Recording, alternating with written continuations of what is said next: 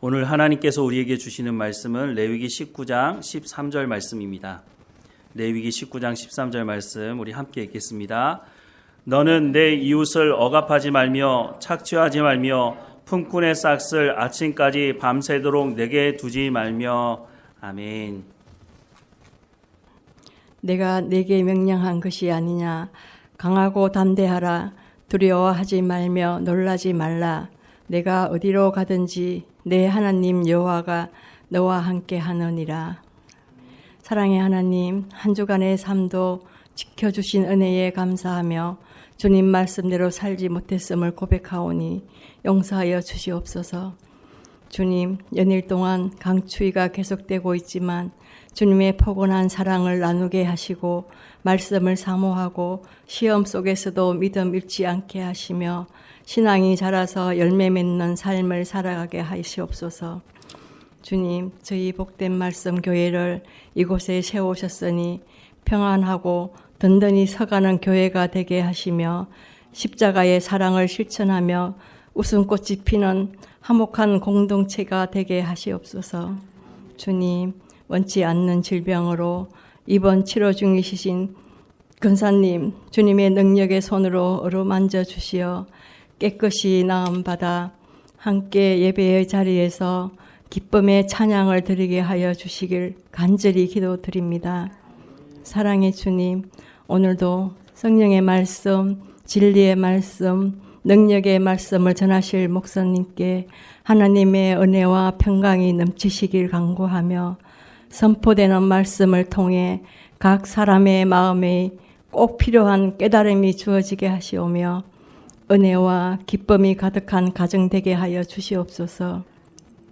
주님, 이 시간에도 먼 타국에 파송되어 어려운 환경 가운데서도 열방을 향해 복음의 빛을 비추시는 많은 선교사님들을 기억하여 주시며 건강과 물질로 어려움 겪지 않게 보살펴 주시길 원합니다. 주님, 이 모든 시간을 주님께 올려드리며 우리의 말과 생각과 행동과 삶을 다스리시어 한 주간도 살아갈 큰 힘을 주시리라 믿습니다. 주님, 이 모든 말씀 예수님의 이름으로 간절히 기도드렸습니다. 아멘.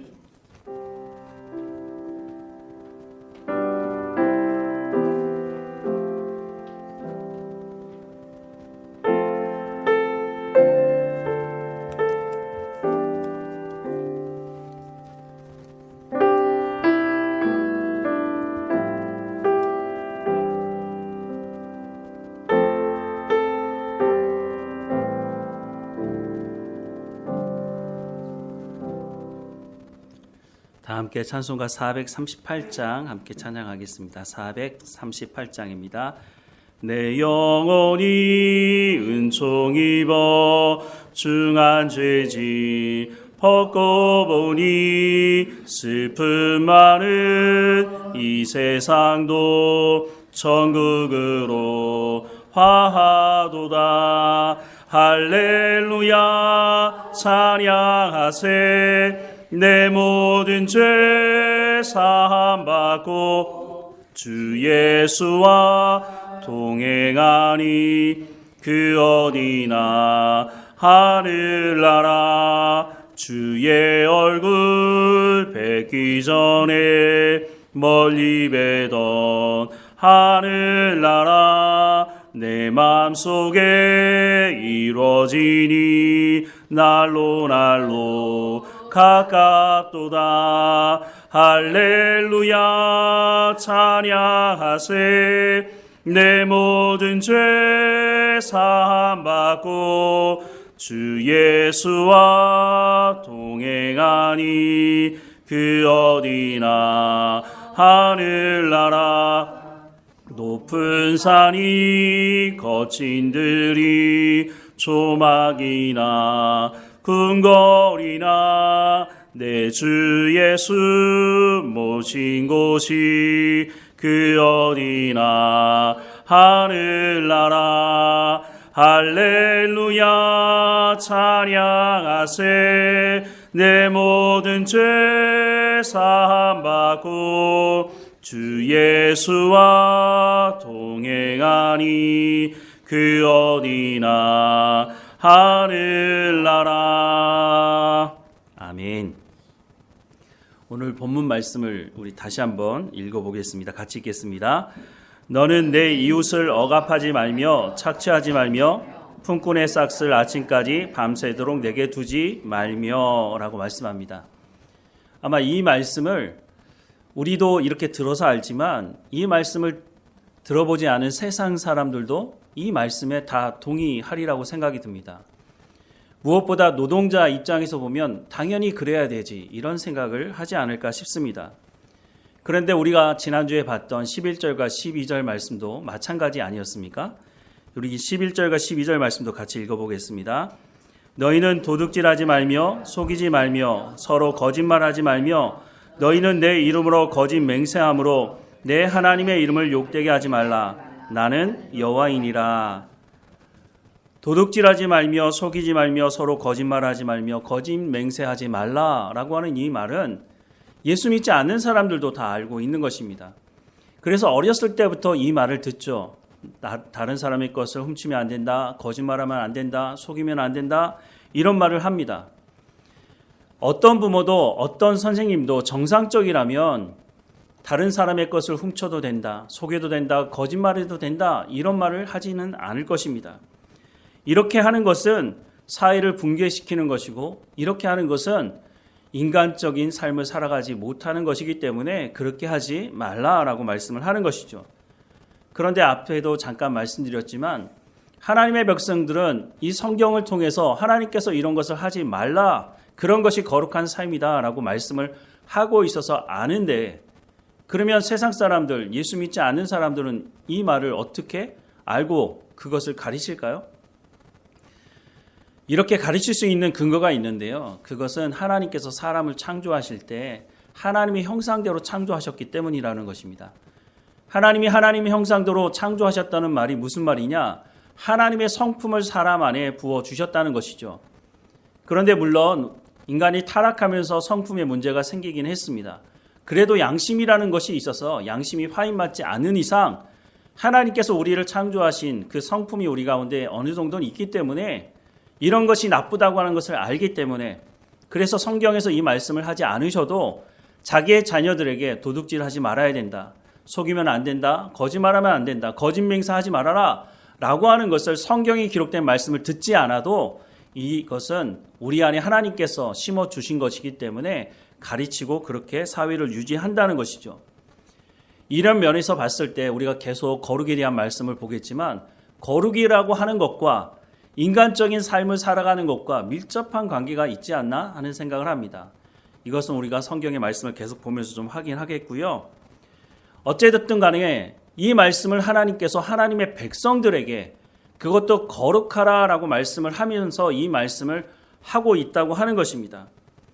다 아는 건데, 너무너무 상식적인 말씀인데 왜 이 말씀을 거듭 반복해서 우리 가운데 너무 상식적인 말씀 같은 이 말씀을 하시는 것일까? 그것은 우리가 안다고 하는 것과 우리가 행한다고 하는 것에 큰 괴리감이 있기 때문이라고 하는 것입니다. 야고보서 말씀해 보면 뭐라고 말씀합니까? 행함이 없는 믿음은 죽은 것이다 라고 말씀하고 있지 않습니까? 우리가 지난주에 사도행전 5장의 사건을 통해서 이 부분을 확인했는데요. 아나니아와 삽비라, 이 사람들은 예수 믿는 사람들이었습니다. 그리고 자기 땅을 팔아서 헌금하겠다고 했던 사람들이었습니다. 그런데 이 사람들의 마음이 바뀌었죠. 돈을 보고 나서 그 앞에 마음을 바꾸어서 속여서 헌금을 적게 했다고 말씀을 하고 있습니다. 이 사람들이 도둑질하지 말라는 것, 속이지 말라는 것, 거짓말하지 말라는 것, 거짓 맹세하지 말라는 것 몰랐을까요? 알았을 것입니다. 아는 것과 그것을 직접 행하는 것은 큰 차이가 있다는 것을 보여주고 있다는 거죠. 우리가 예수님을 믿고 나서도 이런 행동을 할 수 있는 것은 우리가 우리의 생각을 하나님의 말씀으로 바꾸지 못하기 때문이라고 하는 것입니다. 용수철을 잡아당겼다가 그냥 놓게 되면 어떻게 됩니까? 원상태로 돌아가게 되는 겁니다. 우리가 예수님을 믿음으로 말미암아 이제는 주인이 바뀌고 우리의 생각을 바꾸어서 하나님의 말씀대로 살아가겠다고 하는 것 아닙니까? 그런데 예수 믿겠다고 세례도 받고 그렇게 결정도 했음에도 불구하고 여전히 옛 생각, 내 생각을 가지고 살아간다면 우리가 이런 위험에 빠질 가능성이 있다는 거죠.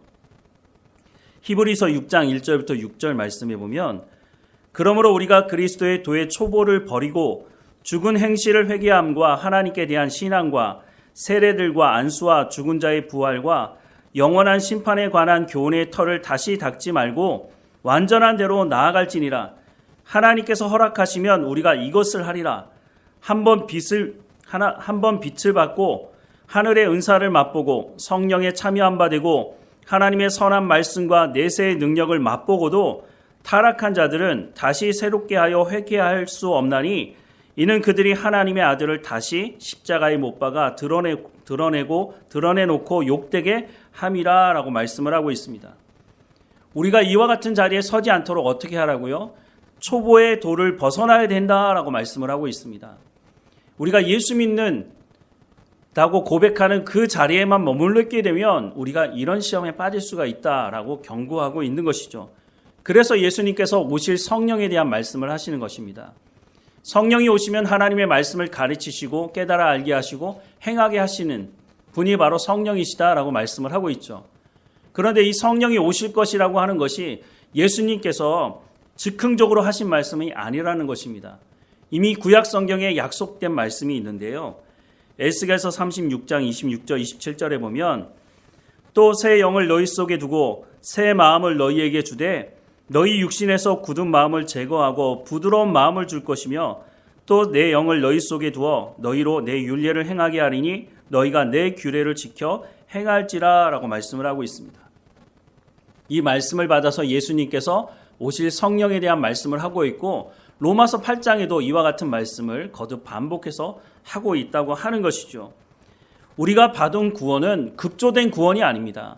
어느 날 갑자기 결정된 것이 아니고 창세기 3장부터 아니 그 이전부터 하나님께서 계획하시고 우리 가운데 예수님을 보내시기로 약속하셨고 예수님이 이 땅에 오셔서 그 약속을 십자가 위에서 피를 흘리심으로 죽으심으로 또한 부활하심으로 성취하셨다라고 말씀하고 있는 거죠.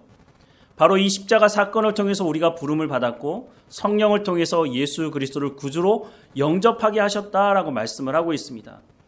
우리에게 허락된 구원이 얼마나 놀라운지를 성경 전체를 통해서 말씀을 해주고 있다는 것이죠. 그러니 우리가 이런 구원 가운데 부름을 받았으니까 초보의 도에 머물러 있지 말라는 것입니다. 우리를 구원하신 것이 그냥 단순히 예수님 믿어 그래서 예 믿겠습니다 라는 수준이 아니라고 하는 것이죠. 우리가 그런 수준에 머물고 있다면 하나님과 화목하고 친밀한 관계 가운데는 나갈 수가 없다는 것입니다. 진리가 너희를 자유케 하리라는 말씀의 뜻도 우리가 그렇게 살면 이해할 수가 없게 된다고 하는 것이죠. 그래서 예수님께서 승천하시면서 또 한 가지 우리 가운데 선물을 주셨는데 그것은 바로 하나님의 말씀을 가르치는 자들이다 라고 말씀을 하고 있습니다. 에베소서 4장의 말씀에 보면 그러므로 이르기를 그가 위로 올라가실 때에 사로잡혔던 자들을 사로잡으시고 사람들에게 선물을 주셨다라고 말씀합니다. 그 선물이 무엇이냐? 11절 이하에 그가 어떤 사람은 사도로 어떤 사람은 선지자로 어떤 사람은 복음 전하는 자로 어떤 사람은 목사와 교사로 삼으셨으니 이는 성도를 온전하게 하여 봉사의 일을 하게 하며 그리스도의 몸을 세우려 하심이라. 우리가 다 하나님의 아들을 믿는 것과 아는 일에 하나가 되어 온전한 사람을 이루어 그리스도의 장성한 분량이 충만한 데까지 이르리니 이는 우리가 이제부터 어린아이가 되지 아니하여 사람의 속임수와 간사한 유혹에 빠져 온갖 교훈의 풍조에 밀려 요동하지 않게 하려 함이라. 오직 사랑 안에서 참되게 하여 범사에 그에게까지 자랄지라. 그는 머리니 곧 그리스도라 라고 말씀을 하고 있습니다. 우리가 어떻게 사람의 속임수와 유혹에 빠지지 않을 수 있을까요? 우리가 어떻게 하면 그리스도의 장성한 분량까지 이룰 수 있을까요?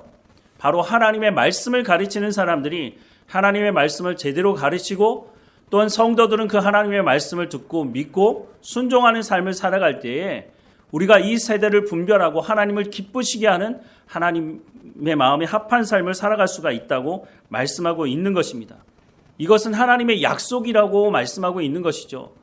우리가 노력해서 가능한 것이 아니라 성령이 임하고 나서 또 하나님의 말씀을 가르치는 사람들을 통해서 이 일이 이루어진다라고 말씀을 하고 있는 겁니다.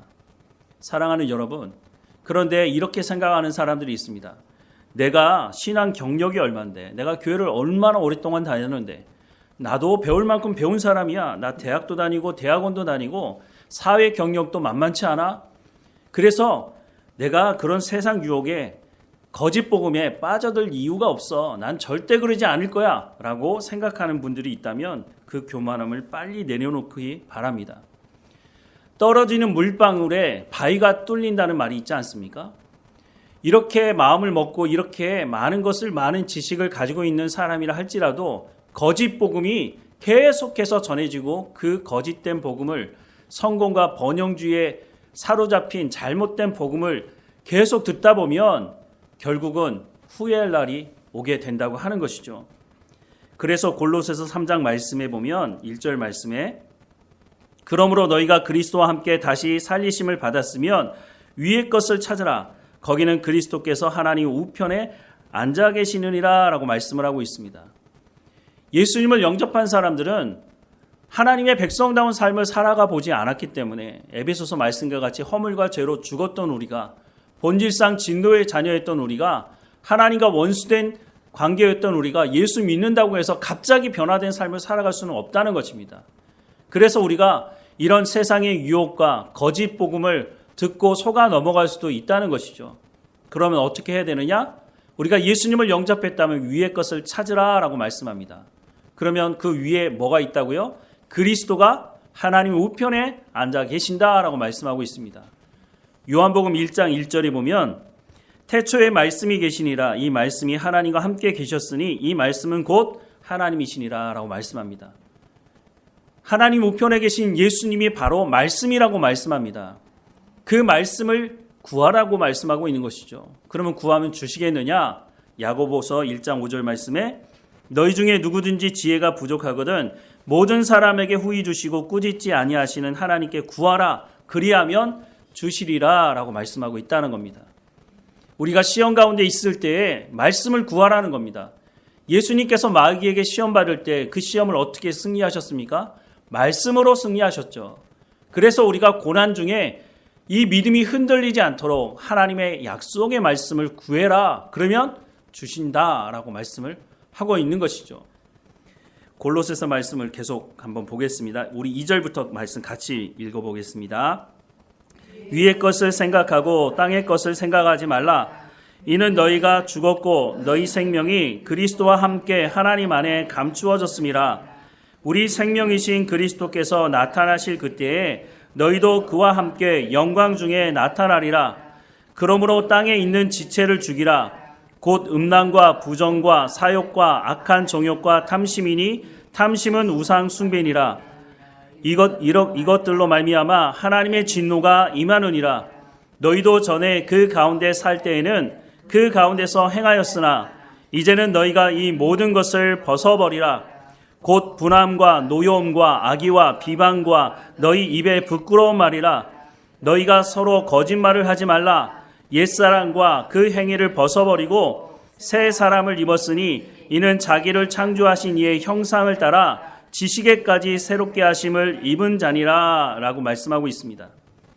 표현은 조금 다를지 모르지만 도둑질하지 말고 속이지 말고 거짓말하지 말고 거짓 맹세하지 말라는 그런 말씀을 다시 다른 방면에서 말씀을 하고 있는 것입니다. 그런데 이렇게 구약에서도 신약 성경에서도 거듭 반복해서 말씀을 하는 이유는 우리가 쉽게 넘어지는 연약함이 있기 때문이라고 하는 것입니다. 그래서 거듭 반복해서 말씀을 하시는 것이고 성령께서 하나님의 말씀대로 살아가려고 하는 사람을 도우시겠다라고 말씀을 하고 있다고 하는 것입니다.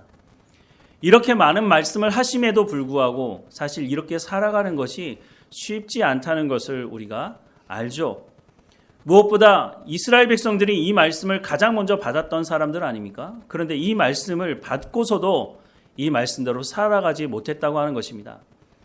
로마서 2장 17절부터 24절 말씀에 보면 유대인이라 불리는 내가 율법을 의지하며 하나님을 자랑하며 율법의 교훈을 받아 하나님의 뜻을 알고 지극히 선한 것을 분간하며 맹인의 길을 인도하는 자요 어둠에 있는 자의 빛이요 율법에 있는 지식과 진리의 모본을 가진 자로서 어리석은 자의 교사요 어린아이의 선생이라고 스스로 믿으니 그러면 다른 사람을 가르치는 내가 내 자신을 가르치지 아니하느냐? 도둑질하지 말라 선포하는 내가 도둑질하느냐? 간음하지 말라 말하는 내가 간음하느냐? 우상을 가증히 여기는 내가 신전 물건을 도둑질하느냐? 율법을 자랑하는 내가 율법을 범함으로 하나님을 욕되게 하느냐? 기록된 바와 같이 하나님의 이름이 너희 때문에 이방인 중에서 모독을 받는도다 라고 말씀을 하고 있습니다. 이스라엘 백성들이 하나님의 말씀을 맡은 건 맞죠? 하나님께서 이들을 선택한 것도 맞죠? 하나님께서 이들에게 언약의 말씀을 준 것도 맞습니다. 그렇게 하신 이유는 모든 민족에게 복음을 전하기 위해서 본을 보이는 삶을 살아가도록 하나님께서 먼저 이들에게 말씀을 주신 것입니다. 그런데 이들은 자기들도 행하지 않을 뿐만 아니라 이방인들에게 복음을 전하지도 않았고 이들은 자기들만 구원받으면 된다고 말을 하면서도 자기들이 가지고 있는 그 하나님의 말씀대로 순종하지도 않았다고 하는 것입니다. 신용도 보이지 않았습니다. 아니, 이 말씀을 받아놓고 오히려 더 악한 짓을 했다고 성경은 말씀하고 있습니다. 아모스 2장 6절부터 8절 말씀에 보면 여호와께서 이와 같이 말씀하시되 이스라엘의 서너 가지 죄로 말미암아 내가 그 벌을 돌이키지 아니하리니 이는 그들이 은을 받고 의인을 팔며 신 한 켤레를 받고 가난한 자를 팔며 힘없는 자의 머리를 티끌 먼지 속에 발로 받고 연약한 자의 길을 굳게 하며 아버지와 아들이 한 젊은 여인에게 다녀서 내 거룩한 이름을 더럽히며 모든 제단 옆에서 전당 잡은 옷 위에 누우며 그들의 신전에서 벌금으로 얻은 포도주를 마심이니라 라고 말씀을 하고 있습니다. 북이스라엘이 망하기 전에 여러 명의 선지자들이 북이스라엘에 가서 하나님의 말씀을 전하는데요. 그 중에 한 사람이 아모스 선지자였습니다. 아모스 선지자는 북이스라엘 사람이 아니고 남유다 사람이었는데 남유다 사람이 북이스라엘까지 올라가서 하나님의 말씀을 전했습니다. 이것만 봐도 좀 특이한 부분이 있습니다. 남유다 출신은 남유다에서 말씀을 전하고 북이스라엘 출신은 북이스라엘에서 말씀을 전했는데 남유다 출신이 북이스라엘까지 가서 말씀을 전했다? 그건 좀 이상한 일인 것이죠. 아모스가 북이스라엘에 가서 말씀을 전할 때 어떤 시대였느냐? 여로보암 2세가 왕으로 다스렸던 시대였습니다. 이 시대는 경제적으로 상당히 풍요로운 시대였습니다. 외부의 압력도 그때는 별로 없었는데요. 아수르의 힘이 약해지면서 외부적인 어떤 공격도 있지 않았고 무역이 활발하게 이루어지면서 돈이 넘치는 북이스라엘 어떤 왕들보다 가장 경제적인 풍요를 누렸던 시대가 바로 여로보암 2세 시대였습니다. 이렇게 풍요를 누리고 돈이 넘쳐나는 이 시대에 무슨 선지자가 말씀을 전할 일이 있을까라고 생각이 들지도 모르겠습니다. 그런데 이 시대에 무려 우리가 알고 있는 3명이나 되는 선지자가 하나님의 말씀을 전하는데 요나 선지자, 호세아 선지자, 그리고 아모스 선지자가 말씀을 전합니다. 요나는 니느웨 가서 말씀을 전했으니까 북이스라엘에 대한 하나님의 말씀을 전하지 않지 않았느냐 이렇게 생각할지 모르지만 결국은 니느웨도 하나님의 말씀을 듣고 그렇게 회개하는데 이스라엘 백성들은 왜 회개하지 않느냐라고 하는 것이 사실은 요나서를 통해서 말씀을 전하고 있는 것이죠. 조금 전에도 말씀을 드렸지만 남유다 사람이 북이스라엘까지 올라가서 하나님의 말씀을 전했다고 하는 것은 이 시대가 경제적으로 풍요를 누리고 있었던 시대는 맞지만 그것은 회칠한 무덤과 같은 것이다 라고 말씀을 해주는 것입니다. 그 안에 얼마나 심각한 문제가 있었느냐. 조금 전에 읽었던 6절 말씀에 보면 이는 그들이 은을 받고 의인을 팔며 신 한 켤레를 받고 가난한 자를 팔았다라고 말씀합니다. 신 한 켤레 값이 얼마나 할까요? 신은 필수품입니다. 물론 고가의 신도 있긴 하지만 대부분의 신은 어느 정도 싼 가격에 살 수 있는 신들이 많습니다. 그런데 그 신 한 켤레를 어떻게 했다고요? 그 신 한 켤레를 받고 가난한 자를 팔았다는 겁니다. 얼마 되지 않는 돈을 의미하는 것이죠. 신 한 켤레는. 그런데 그 얼마 되지 않는 돈 때문에 사람이 팔렸다는 것입니다. 종으로, 노예로. 왜 이런 일이 벌어졌을까요? 그 당시에 고리 대금업이 활성화되어 있었다는 것입니다. 말이 좀 이상하죠. 활성화됐다고 하니까. 그런데 이스라엘 백성들 안에는 사실 고리대금업 자체가 있어서는 안 됩니다. 왜냐하면 하나님께서 우리가 살다 보면 돈을 빌릴 수도 있지 않습니까? 이스라엘 백성들 안에서는 이자를 받지 말라고 하나님께서 말씀하고 있기 때문입니다. 그런데 살인적인 이자를 받았다는 것입니다. 신 한 켤레 얼마 되지 않은 돈을 빌렸는데 그것이 이자를 계속 불려놔서 사람을 노예로 팔 정도로 갚을 수가 없는 지경에 되었다고 하는 시대가 바로 이 시대였다고 말씀을 하고 있는 거죠. 또 7절 말씀에 보면 힘없는 자의 머리를 티끌 먼지 속에 발로 밟고 연약한 자의 귀를 굳게 하며 라고 말씀을 하고 있습니다. 극단적인 부익부 빈익빈 시대였다는 겁니다.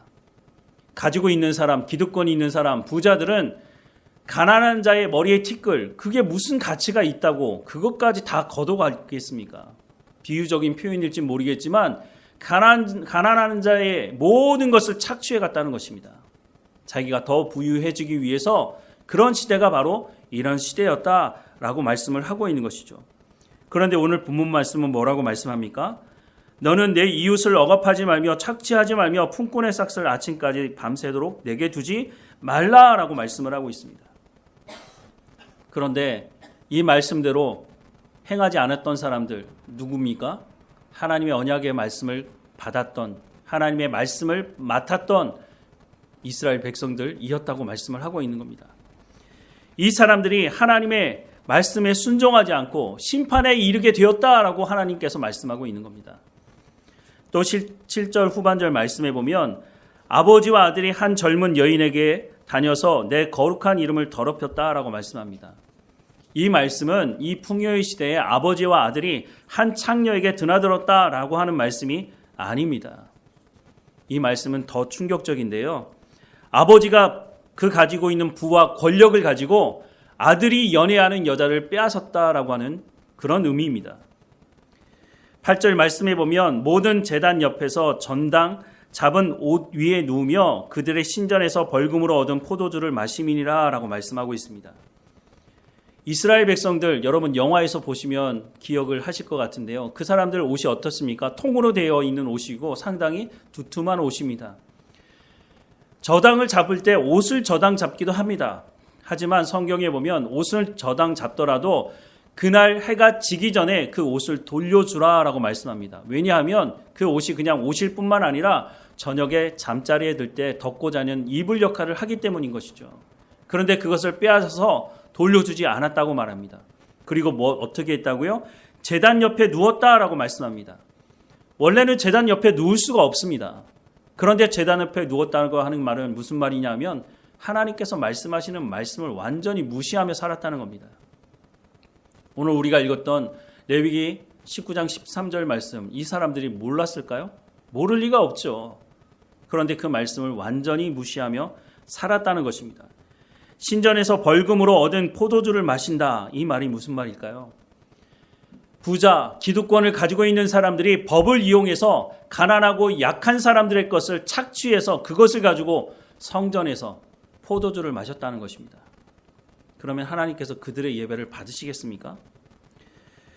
그러면 오늘 우리가 살아가는 이 시대 속에서 우리는 이 말씀을 이루어가고 있는지, 교회 안에서 선포되는 말씀 안에 그러면 이 말씀을 제대로 가르치고 있는지 우리가 좀 살펴볼 필요가 있습니다. 여러분 혹시 미국의 철강 왕이라고 하는 카네기라고 하는 사람의 이름을 들어보신 적이 있습니까? 저도 이 사람을 설교에 종종 인용하는 설교를 들은 적이 있는데요. 여러분 이 사람을 인용할 때 어떤 말씀을 전할 때 인용하는 것을 들어보셨습니까? 저는 이 사람을 인용할 때마다 꼭 말씀하는 말씀이 어떤 말씀이었느냐 하면 제가 그렇게 했다는 게 아니고요. 그런 말씀을 전한 사람들이 공통적으로 한 이야기가 뭐냐면 이 카네기가 엄청난 부자였거든요. 그래서 이 사람이 11조를 많이 냈다. 그래서 11조를 많이 내서 부자가 됐다. 이렇게 하면서 가르쳤다는 거죠. 그러면서 인용한 말씀이 바로 말라기 3장 10절이죠. 만군의 여호와가 이르노라 너희의 온전한 11조를 창고에 들여 나의 집에 양식이 있게 하고 그것으로 나를 시험하여 내가 하늘 문을 열고 너희에게 복을 쌓을 곳이 없도록 붙지 아니하나 보라 라고 말씀합니다. 그러면서 11조를 많이 드리면 하나님께서 더 많은 것을 부어주실 것이다 라고 하는 것을 저도 여러 번 들은 적이 있습니다. 여러분은 어떤지 모르겠어요. 그런데 문제는 이 말씀을 인용하면서 이 말씀이 나온 배경에 대해서 말하는 목사들이 거의 없다는 것입니다. 그냥 이 말씀 말라기 3장 10절 말씀만 읽으면 그 말이 맞는 것 같습니다. 11조를 드리면 하나님께서 하늘 문을 여시고 너희에게 복을 쌓을 곳이 없도록 붙지 아니하나 보라 라고 말씀하시니까 그러네. 11조 드리면 내가 부자가 되겠네. 그런 생각을 안 할 수가 없는 것이죠. 그런데 이 말씀은 그런 말씀이 전혀 아니라고 하는 것입니다. 듣는 사람들도 부자가 된다고 하니까 이 말씀을 말라기서에서 찾아보지 않습니다. 그냥 목사가 그렇게 얘기하니까 맞나 보다 생각을 하는 것이죠. 여러분, 11조는 물질의 노예가 되지 말라고 하나님께서 안전장치를 해두신 것입니다. 하나님과 재물을 겸하여 섬길 수 없다고 예수님 말씀하지 않으십니까? 이 말라기 3장 10절에 배경이 되는 말씀을 말라기를 보면 이해를 할 수 있는데요. 제가 설명을 드리면 이스라엘 백성들이 패망하고 난 이후에 포로로 붙잡혀 갔다가 다시 돌아오게 됩니다. 돌아와서 성전도 세우게 되고 무너진 성벽도 세우게 되는데 그때 역할을 했던 사람이 느헤미야라고 하는 총독이었습니다. 느헤미야가 와서 52일인가요? 그 시간 동안 성벽을 재건하면서 이제는 이스라엘 백성들이 새로운 삶을 살아갈 수 있는 기반을 마련해 주었습니다. 그런데 느헤미야가 볼 일이 있어서 페르시아에 갔다가 지금은 하루 이틀이면 다녀올 거리겠지만 그 당시만 하더라도 말을 타고 걸어가고 이래야 되는 시대였기 때문에 꽤 많은 시간이 걸렸습니다.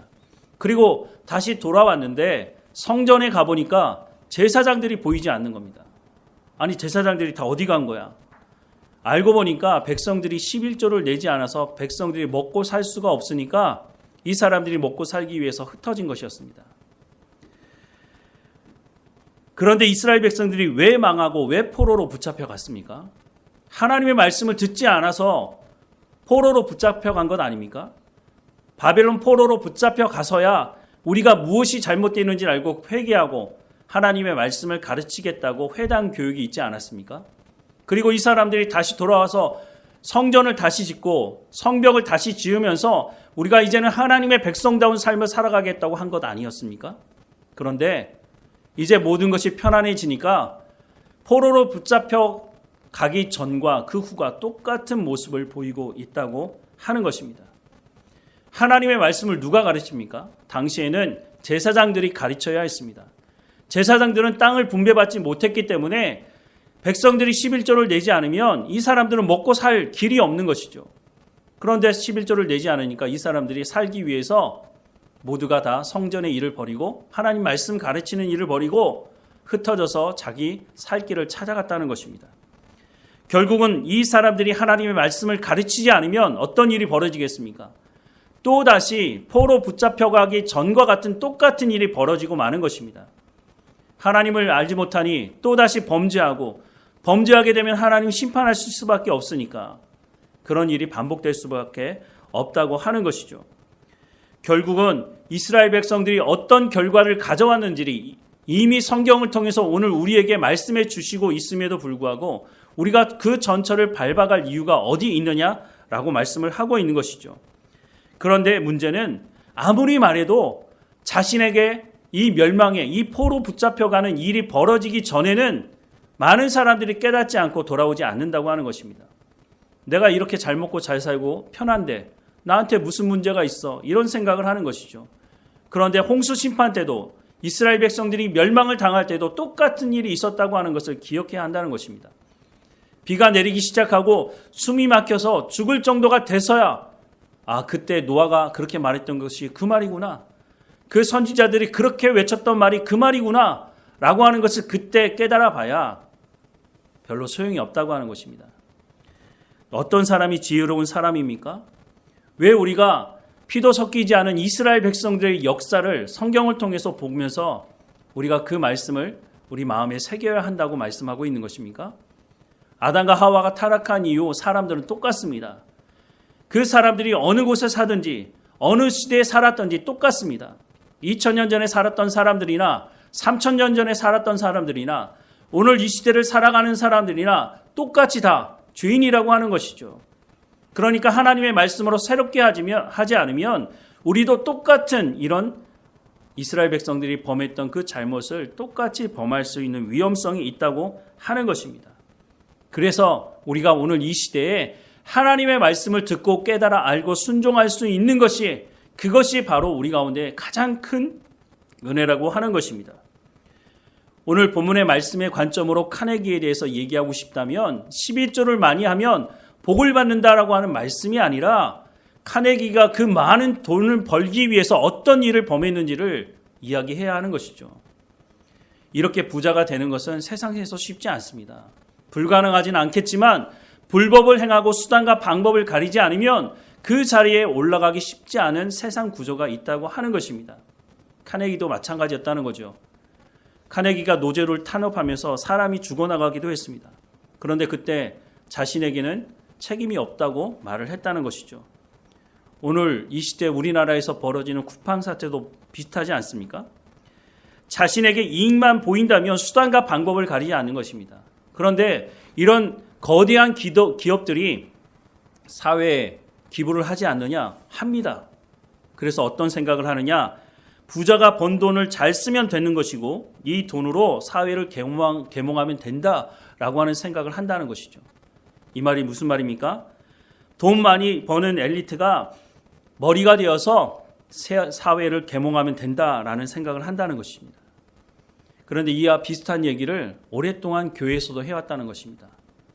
성경에 나와 있는 짤막한 말씀을 인용하면서 그 전체를 말하는 것이 아니라 그 짤막한 말 뭡니까? 머리가 되고 꼬리가 되지 않게 해달라고 기도하라고 그렇게 말하지 않았습니까?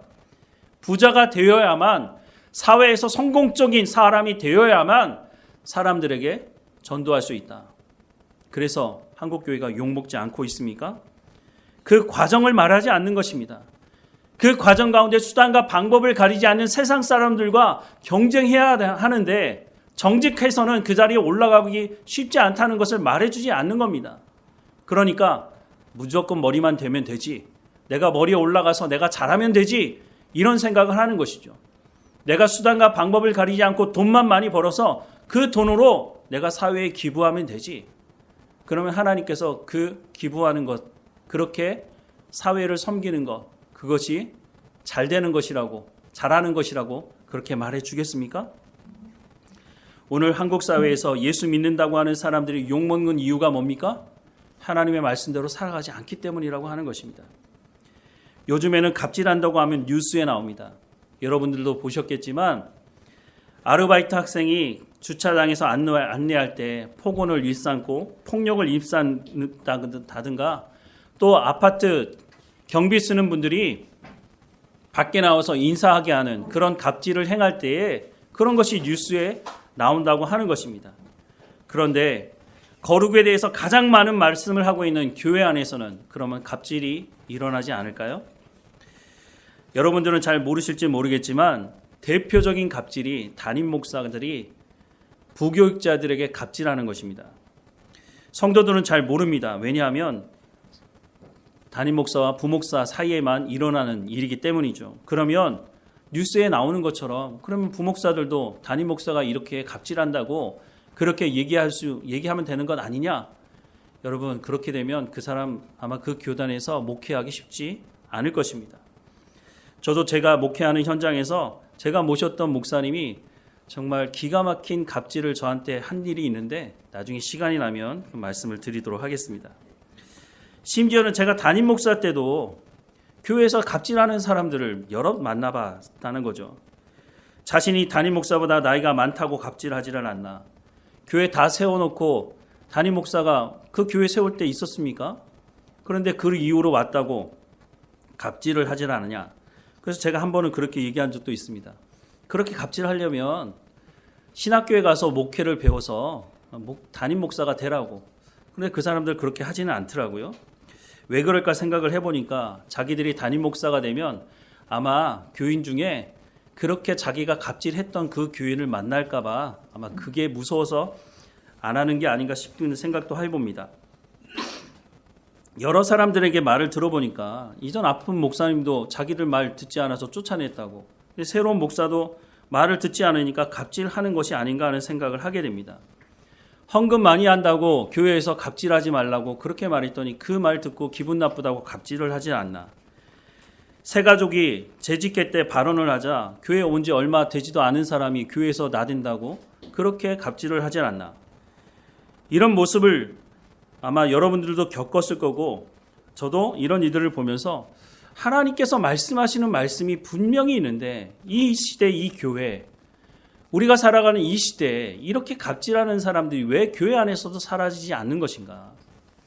오늘 보면 13절 말씀에 다시 보면 너는 내 이웃을 억압하지 말며 착취하지 말며 품꾼의 삭슬 아침까지 밤새도록 내게 두지 말라라고 하나님 분명히 말씀하고 있지 않습니까? 이렇게 사는 것이 거룩한 거라고 하나님 분명히 말씀하고 있는데 왜 이 말씀대로 살아가지 않느냐 하는 것입니다. 이렇게 되면 결국은 심판에 이를 수밖에 없다고 하나님 분명히 경고하고 있지 않습니까? 이스라엘 백성들이 그것을 보여주고 있는데 오늘 우리가 이 전철을 밟아야 되는 이유가 없다는 것입니다.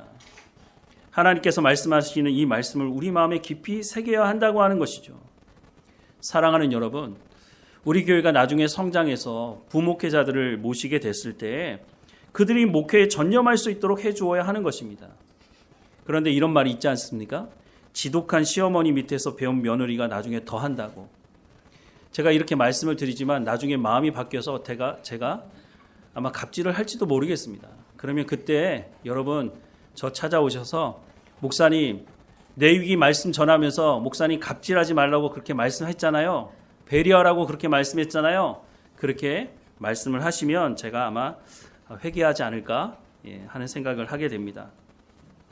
너는 내 이웃을 억압하지 말며 착취하지 말며 품꾼의 삭슬 아침까지 밤새도록 내게 두지 말라라고 말씀합니다.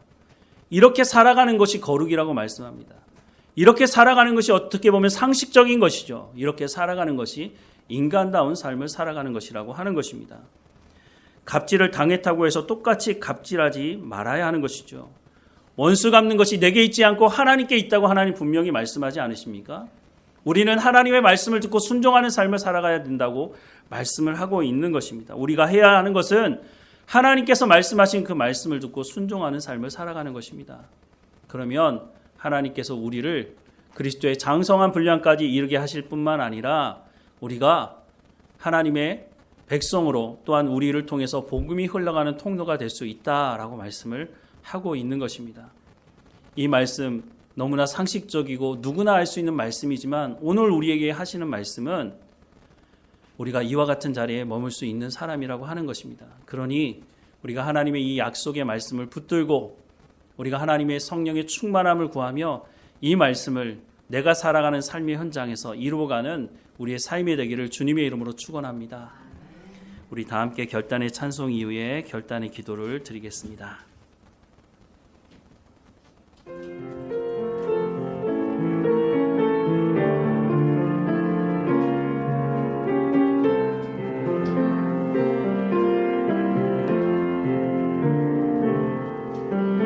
이 말씀 따라 사는 동안 지치지 않게 하시고 이 말씀 따라 사는 동안 주님 나라 이루소서.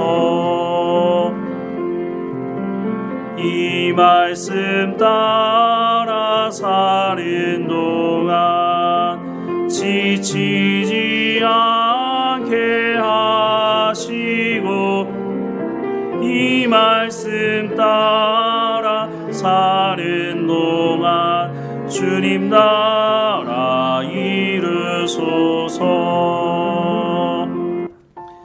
오늘 들었던 말씀을 가지고 하나님께 은혜를 구하며 기도하십시다. 우리가 이웃과 함께 배려하며 살아갈 수 있도록 우리가 억압하지 않고 착취하지 않고 하나님 주신 이 말씀대로 거룩한 삶을 살아갈 수 있도록 은혜를 베풀어 달라고, 우리가 삶을 살아가는 현장에서 이 말씀을 살아낼 수 있도록 날마다 우리 가운데 성령의 충만함을 허락해 달라고 우리 다 함께 하나님께 은혜를 구하며 기도하십시다.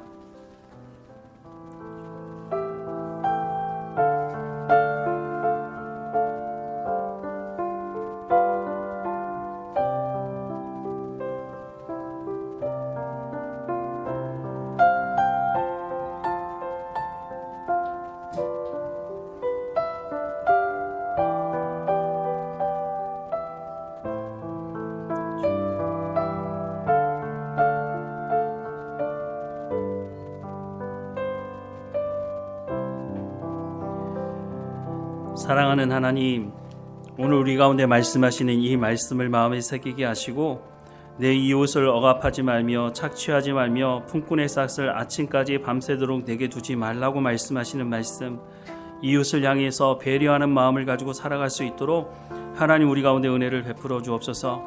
하나님 우리 가운데 값없이 은혜를 베풀어 주셨으니 그 은혜를 또한 우리를 통해서 흘러갈 수 있도록 우리가 이웃을 돌아보게 하시고 하나님의 말씀을 가지고 생명을 살리는 삶을 살아갈 수 있도록 은혜를 허락해 주옵소서. 흩어져 삶을 살아가는 현장에서 우리의 건강함도 지켜주시며 우리 가운데 지혜와 명철을 허락해 주셔서 우리가 어느 곳에 있든지 우리가 하나님의 말씀을 온전히 이루어가는 거룩한 삶을 살아갈 수 있도록 우리의 건강함도 주님 지켜주시고 인도해 주옵소서. 하나님의 말씀을 온전히 세워가며 우리가 복음의 증거자의 삶을 살아갈 수 있도록 우리가 우리의 입술뿐만 아니라 우리의 삶을 통해서 하나님의 말씀이 우리의 삶을 통해서 복음이 흘러갈 수 있도록 은혜를 허락해 주옵소서. 이 한 주일을 인도하실 하나님께 감사드리고 예수 그리스도의 이름으로 기도드립니다. 아멘.